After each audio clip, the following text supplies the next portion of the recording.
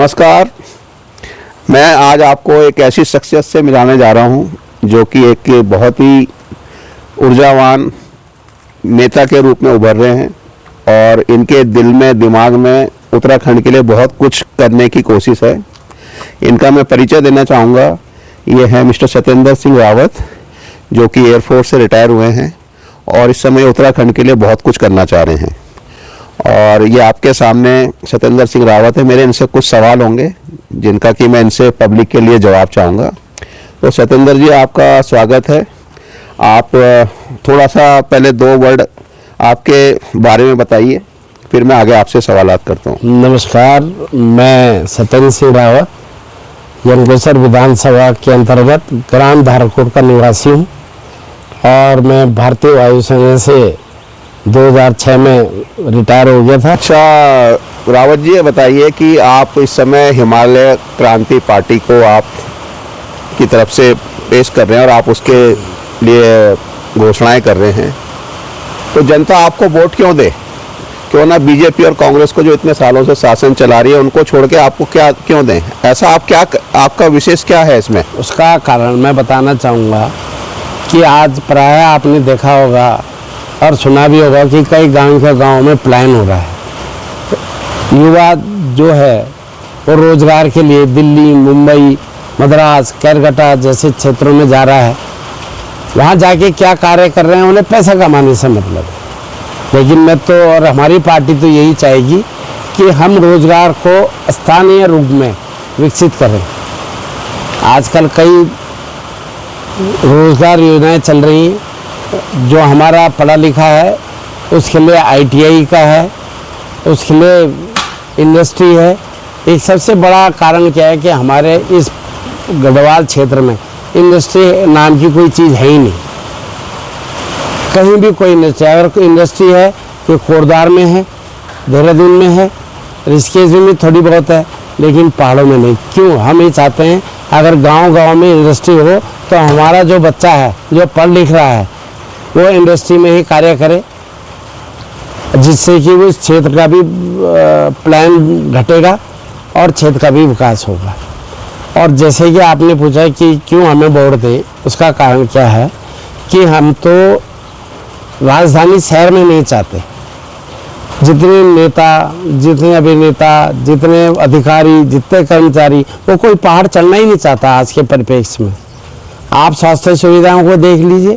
बड़े बड़े डॉक्टर्स, बड़े बड़े विश्वविद्यालय जो कि डॉक्टर्स बन रहे हो, कोई पहाड़ नहीं चढ़ना चाहता। क्यों? हम चाहते हैं, हम कराएंगे कि जितने डॉक्टर पास आउट होंगे उनकी अनिवार्यता करेंगे कि 3 से 4 साल तक वो पहाड़ों में काम करें। उनको भी पता चले कि दुर्गम में क्या असुविधाएं होती हैं। आज के इस क्षेत्र में कई जगह ऐसी भी हैं जहाँ सड़क नहीं है।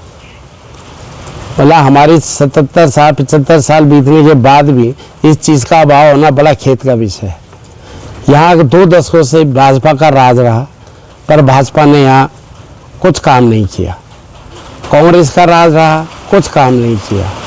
हम आपको और जनता को आश्वासन देना चाहते हैं कि हम आपकी जितनी भी अपेक्षाएं हैं उसमें खरे उतरेंगे और इस क्षेत्र को पूरा डेवलप करेंगे, जिससे कि यहाँ का प्लान रुके।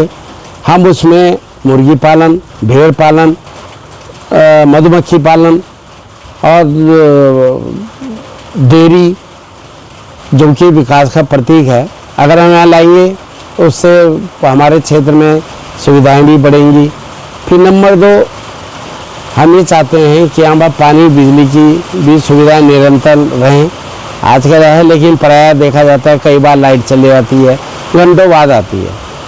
हम ये जो मेरा गांव है ये देहरादून से मात्र 70 किलोमीटर दूर है, लेकिन आज भी हम कच्चे रास्ते से आ रहे हैं 11-12 किलोमीटर, जो कि राजा जी पार्क के अंतर्गत आता है।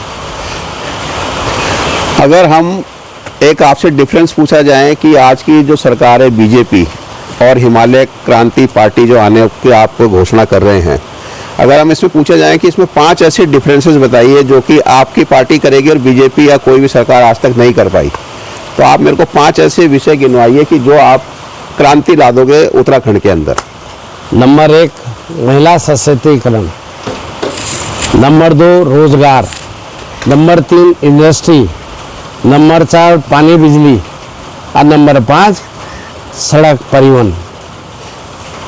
परिवहन की अभी जो आज की डेट में व्यवस्था तो है, लेकिन उस हिसाब से नहीं है उत्तराखंड में। कई लोगों को काफ़ी इंतज़ार करना पड़ता है, बसों का काफ़ी अभाव है, जिसके लोगों को परेशानियां होती हैं।